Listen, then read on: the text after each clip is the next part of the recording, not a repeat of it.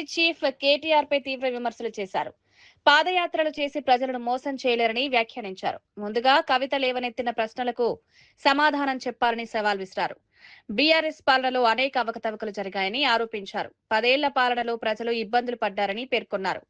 ఇప్పుడు ప్రజల మద్దతు కాంగ్రెస్ కే ఉందన్నారు. కేటీఆర్ ప్రజలకు నిజాలు చెప్పాలని డిమాండ్ చేశారు. బీఆర్ఎస్ నేతలు ప్రజల నమ్మకాన్ని కోల్పోయారని విమర్శించారు.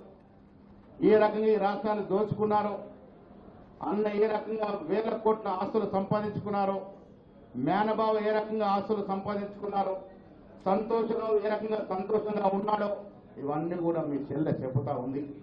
పాదయాత్ర చేసే ముందు మీ చెల్లె స్పందించిన ప్రశ్నలకి జవాబు చెప్పి పాదయాత్రకు పోవాల్సిన విజ్ఞప్తి చేస్తా ఉన్నాను. రాష్ట్రాన్ని అడ్డగాలుగా దోచుకొని ఇలా సోషల్ మీడియాని అడ్డం పెట్టుకొని పెద్దలు విక్రమార్క చెప్పినట్టుగా కాంగ్రెస్ పార్టీని బదనాం చేసే ప్రయత్నం చేస్తా ఉన్నారు.